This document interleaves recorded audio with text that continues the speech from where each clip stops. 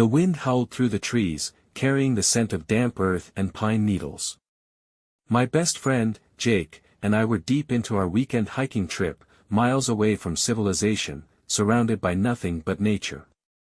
It was supposed to be a chance to clear my head, to escape the stress of work and family life for a couple of days. But sometimes, fate has a cruel sense of humor. I was adjusting the straps on my backpack when I heard it, static crackling through my walkie-talkie, followed by a voice I knew better than my own. My wife, Emma. "Mom, I'm only with him because your treatment is very expensive," she said, her voice crystal clear through the static. "I'm not interested in this loser as a man. I doubt that he is the real father of our children." My body turned to stone. Jake must have seen the color drain from my face because he frowned. "Hey, man, you alright?" I held up a finger, signaling him to stay quiet. My heart pounded in my ears as the realization set in. Somehow, the radio had picked up a signal from our house. Our walkie-talkies must have intercepted Emma's call on a shared frequency. It wasn't meant for me to hear. But I had heard it. And I could never unhear it. For a moment, my brain refused to process the words. "I doubt that he is the real father of our children. My children, James, my 8-year-old, and little Sophie, barely 6. The kids I had tucked into bed every night, whose scraped knees I had kissed, whose laughter had been the soundtrack to my life." A numbness spread through me, followed quickly by something else. A deep, burning rage. "Who are you talking to?" Jake asked, his voice cautious. I swallowed hard. "Emma," I said, my voice hoarse. His expression darkened. "What did she say?" I couldn't answer. Instead, I turned off the walkie-talkie and stuffed it into my pocket, my hands shaking. We had planned to stay out in the mountains until Sunday, but suddenly, I needed to get home. I needed to see her face when she repeated those words to me. Because this was unforgivable. The drive back home was a blur. I barely remember tossing my hiking gear into the back of my truck or the tight-lipped goodbye I gave Jake before peeling out of the gravel parking lot.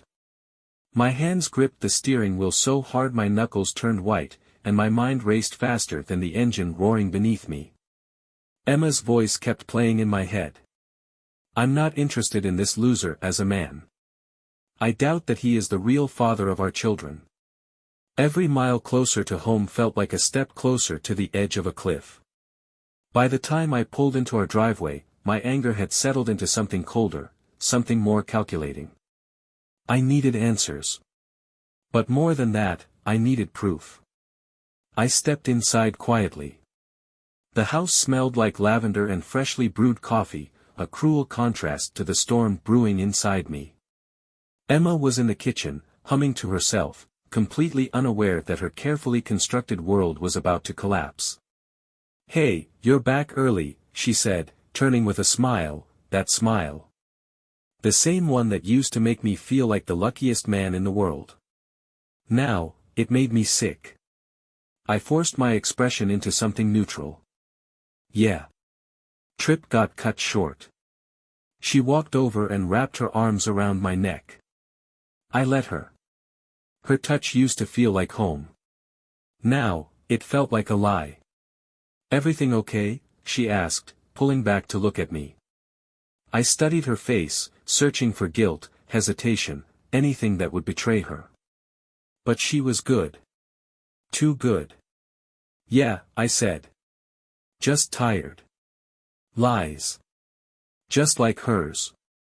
I kissed her on the forehead, more out of habit than affection, and excused myself to take a shower. The moment I locked the bathroom door, I pulled out my phone and started digging. Emma's text messages. Her emails. Her bank transactions. I had never been the jealous or controlling type, I never had a reason to be.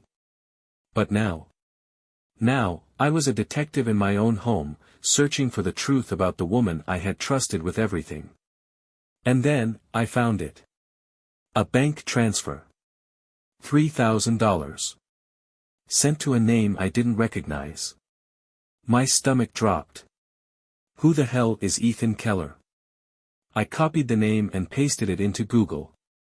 My blood ran cold as the results loaded. A local real estate agent. Mid-40s. Married. And, judging by his social media, blonde-haired, blue-eyed. Just like my kids. The pieces started falling into place. Emma's words on the walkie-talkie. Her growing distance over the last few years. The way Sophie's eyes never quite matched mine. A deep, gut-wrenching suspicion settled in my chest. I needed a DNA test. I didn't sleep that night. Emma curled up beside me, her breathing slow and steady, completely unaware that I was lying awake, staring at the ceiling, my mind racing. I thought about our wedding day, the way she had cried tears of joy when we said our vows. I thought about James and Sophie, how I had held them in my arms the day they were born, convinced they were mine. But now, I wasn't sure of anything. By morning, I had a plan. I left before Emma woke up, telling her I had an early work meeting. Instead, I drove straight to a pharmacy and bought 2 DNA test kits. One for me and James. One for me and Sophie. By the time I got back home, Emma was making pancakes, the kids laughing at the table, syrup dripping from their little fingers. A perfect family moment. A lie. Daddy. Sophie squealed, jumping into my arms. I hugged her tight, my heart breaking. Hey, buddy, I said to James, ruffling his hair. Emma smiled at me from across the kitchen. You look better this morning. Guess you just needed a good night's sleep. I forced a smile. Yeah. Something like that. I waited for my chance. When Emma left to run errands, I took James and Sophie upstairs and turned it into a game. Okay, guys, I said, holding up the swabs. Daddy's doing a science experiment. We just have to rub these on our cheeks real quick, and then we'll see the results in a few days. They giggled, thinking it was fun. They had no idea that their father was about to uncover the truth that could change everything. Once I had the samples, I sealed them, put them in an envelope, and drove straight to the post office. All that was left to do was wait. And while I waited, I had one more thing to do. I needed to meet Ethan Keller. I sat in my truck outside Keller Realty, my fingers tapping against the steering wheel. Ethan Keller's face was plastered on a giant billboard above the office, blonde hair, blue eyes, a confident smile. A smile that looked eerily familiar. I took a deep breath, trying to calm the storm raging inside me. I wasn't here to throw punches. Not yet. I was here for answers. The bell above the door jingled as I stepped inside. A young receptionist glanced up from her desk. Good morning.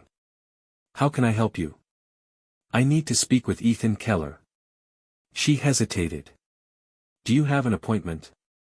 I forced a smile. No, but it's important. Hold on a moment.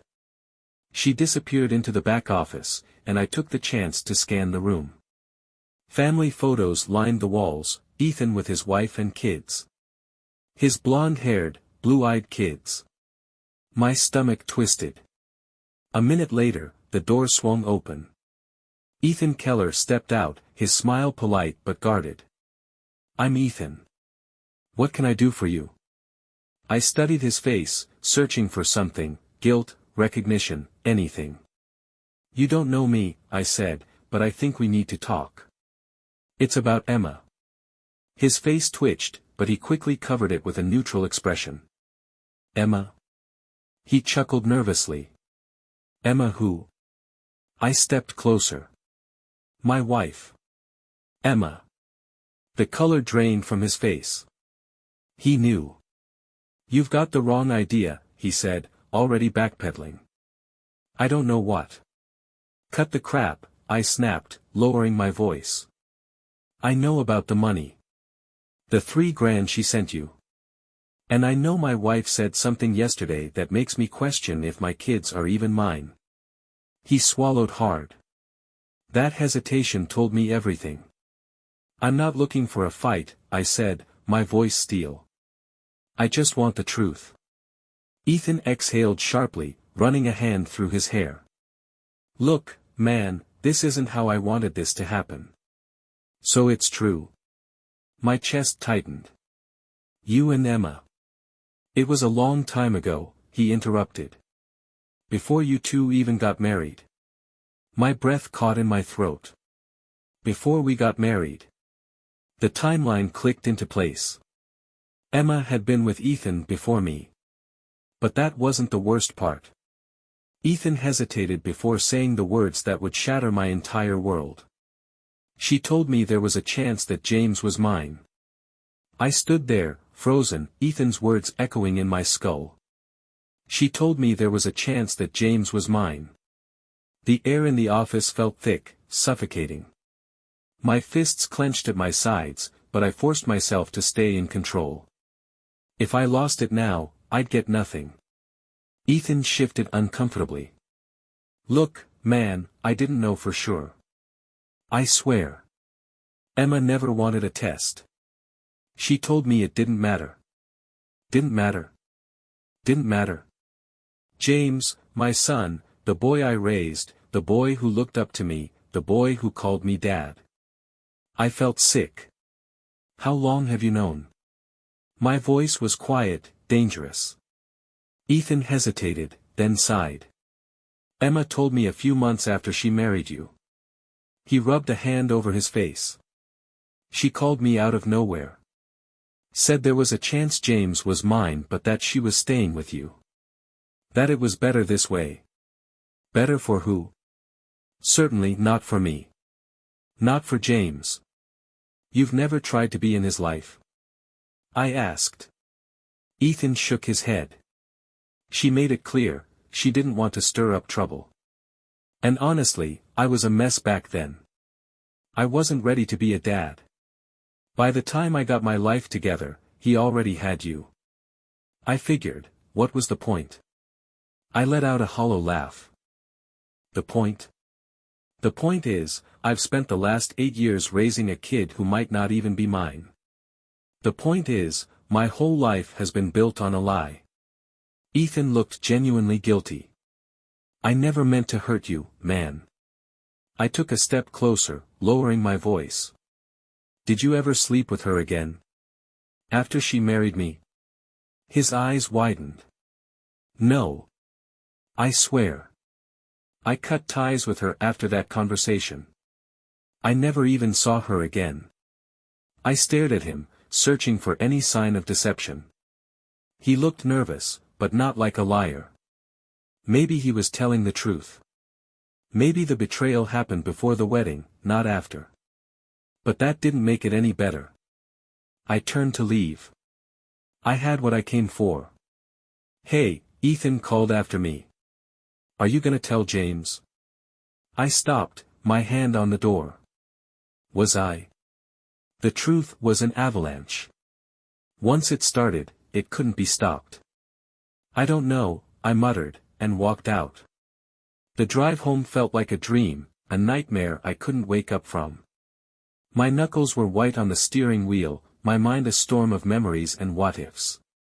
Emma had been lying to me for nearly a decade. Not just about the affair, about James. I thought about the first time I held him in the hospital, his tiny fingers curling around mine. The way he ran to me when he scraped his knee, how he cried when I left for work but cheered when I came home. He was my son. No DNA test could change that. But Emma had robbed me of my choice to know the truth. By the time I pulled into the driveway, I had made a decision. This wasn't just about finding out whether James and Sophie were mine. This was about justice.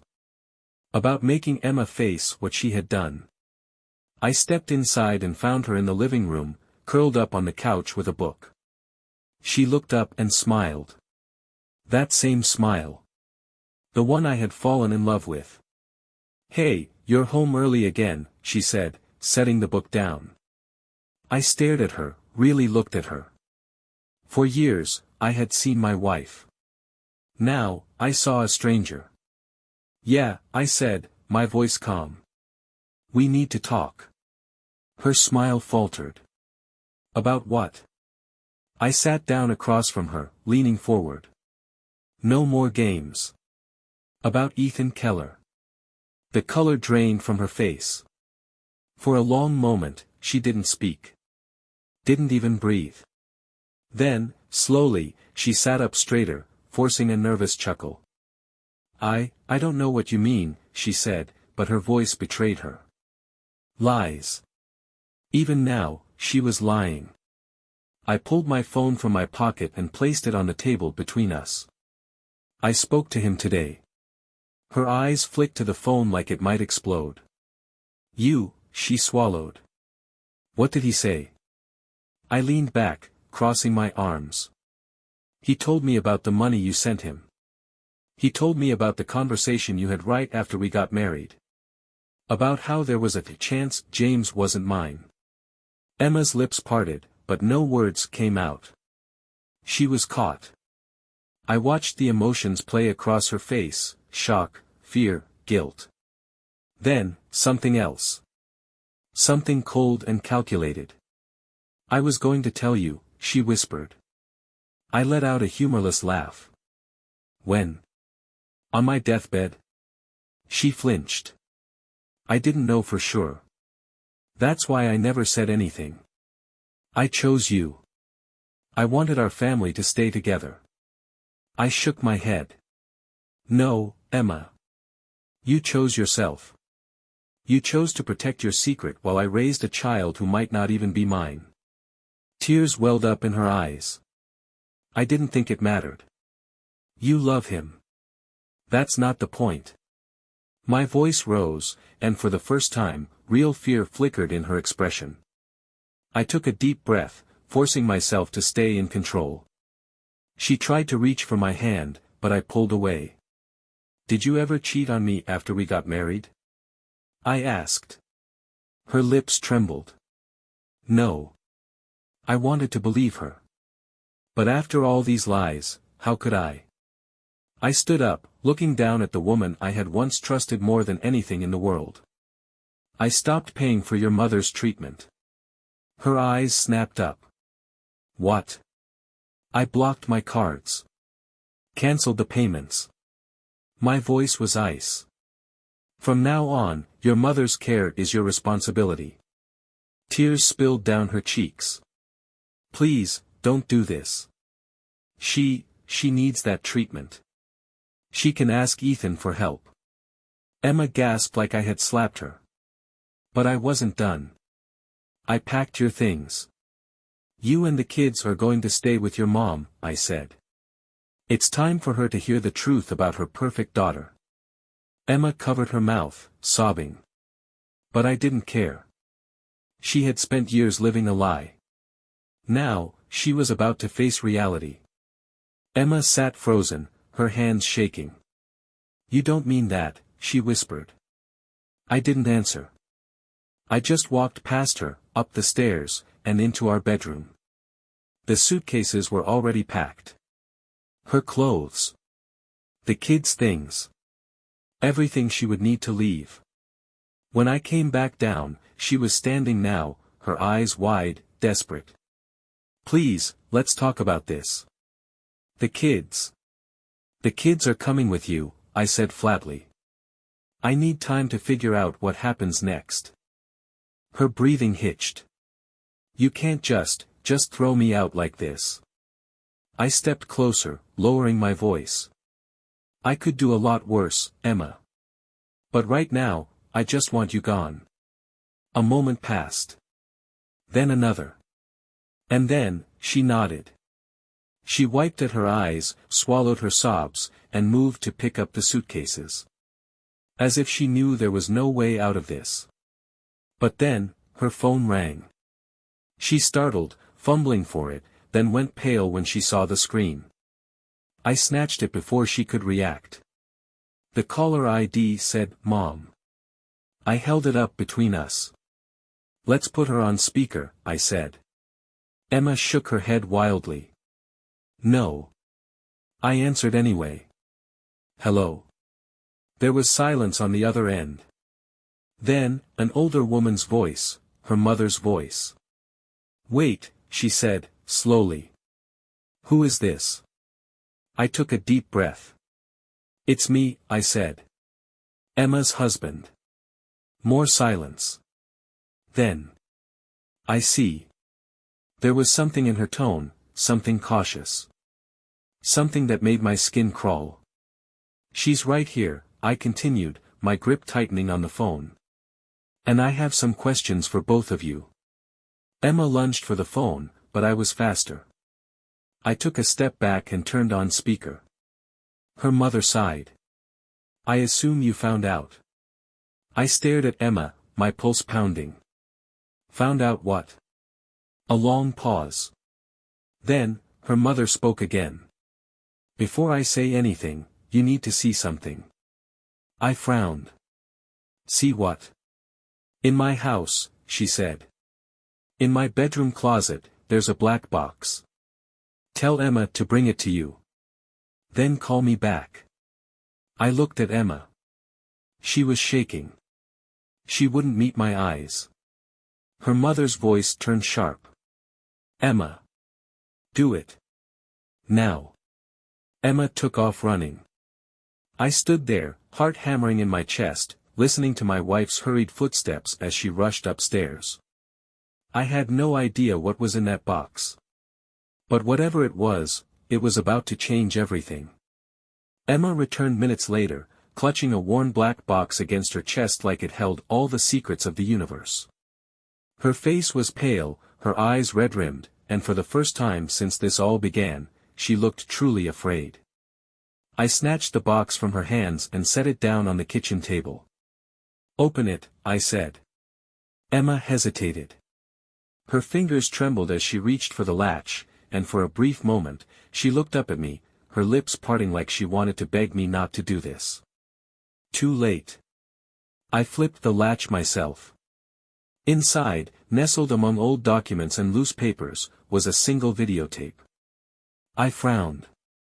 What the hell is this? Emma said nothing. I turned to the phone, still on speaker. Is this what you wanted me to see? I asked her mother. Her voice came through the line, calm but heavy. Yes. I picked up the tape, turning it in my hands. What's on it?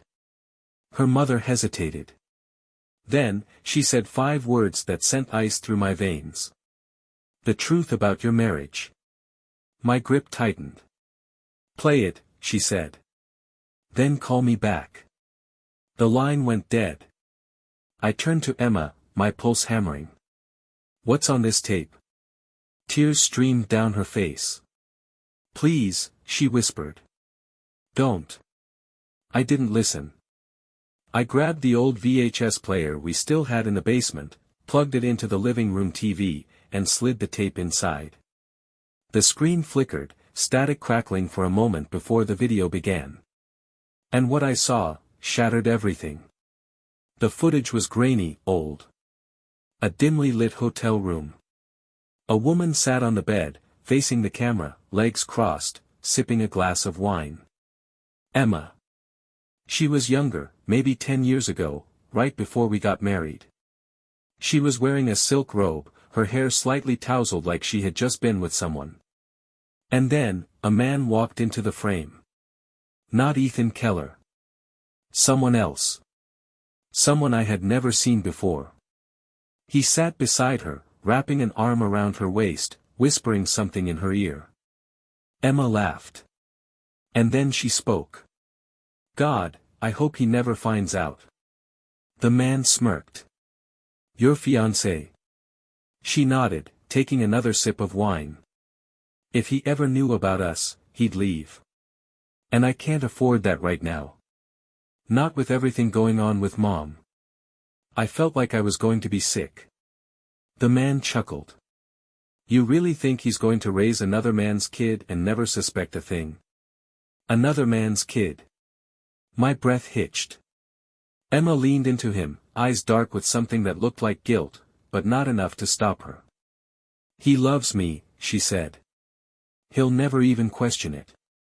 The screen went black. I sat there, staring at the TV, my mind refusing to process what I had just seen. This wasn't about Ethan. This was someone else. Emma had been lying to me for even longer than I thought. I turned slowly to face her. She was sobbing, hands covering her mouth. "Who is he?" My voice was barely above a whisper. She shook her head violently. I don't." I grabbed her wrist. "Who is he?" She flinched. "His name is," her voice cracked. "Daniel. Daniel Foster." I clenched my jaw. "And James?" Her sobs deepened. She couldn't even look at me. That was my answer. The rage inside me burned cold now. Steady. Focused. I stood up, walked to the kitchen, and grabbed my car keys. "Where are you going?" she choked out. I turned to her one last time. "To find Daniel Foster." And then I walked out the door. I drove like a man possessed. Daniel Foster. A name I had never heard. A ghost from my wife's past that had been living in my house, in my life, through my son. I gripped the steering wheel so tight my knuckles went white. My heart pounded in my chest, but my mind was eerily calm. I needed answers. A quick search on my phone led me to him. Daniel Foster. 41 years old. Works in finance. Married. 2 kids. And he lived just 20 minutes away. I pulled up in front of a sleek suburban house, the kind of place where nothing bad ever seems to happen. Except I knew better now. The worst betrayals don't happen in dark alleys or crime-ridden streets. They happen in homes. I stepped out of my truck, walked to the door, and knocked. Hard. A few moments later, it opened. And there he was. Daniel Foster. A tall man, fit, dark hair with streaks of gray. The kind of guy who looked like he ran marathons for fun. He frowned, his eyes scanning me. "Can I help you?" I stared at him. At the man my wife had chosen. The man who might actually be my son's real father. I took a deep breath. "Yeah," I said. "You know Emma?" His face barely changed, but I caught it, a flicker of recognition. "Emma who?" he asked, too carefully. I clenched my jaw. "Emma. My wife." That got him. His expression shifted, tightened. He exhaled through his nose and glanced over his shoulder, like he was making sure no one was listening. Then he stepped outside and pulled the door shut behind him. "What do you want?" His voice was lower now, defensive. I held his gaze, my entire body coiled tight. "The truth." He sighed, rubbing a hand over his face. "Listen, man, that was a long time ago." I took a step closer. "Is James yours?" His face darkened. "I don't know." "Lies. You never asked." I challenged. He hesitated. "Emma didn't want a test," he admitted. "She said she was sure it was yours." I didn't push. He didn't push. I let out a bitter laugh. "So you just left another man to raise your kid and never looked back?" He crossed his arms. "You think I didn't want to know? You think I didn't wonder?" His voice was sharper now. "But I wasn't going to wreck her life, or yours. She made her choice. And she chose you." I stared at him, trying to process the twisted logic. "Emma chose me. Not because she loved me. Not because I was the better man. But because I was the easier option." Daniel ran a hand through his hair, sighing.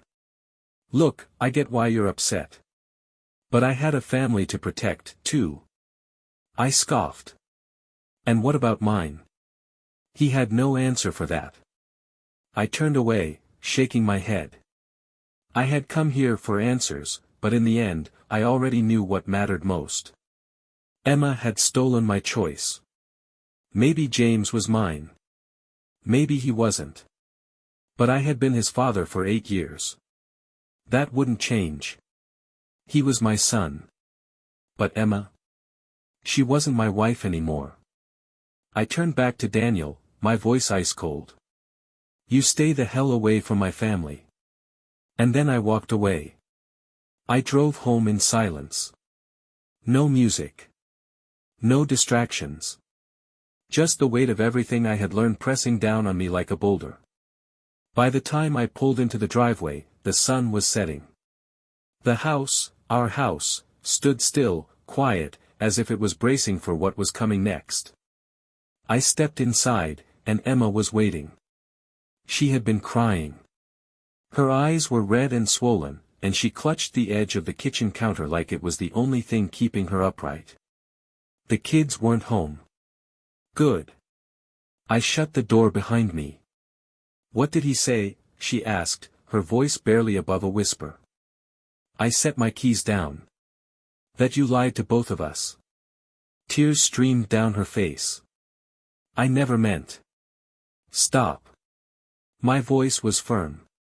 You don't get to say that. You meant every single thing you did. You chose to lie. You chose to let me believe James was mine without giving me the truth. You stole that from me. Her lips trembled. I was scared. I didn't. I stepped closer.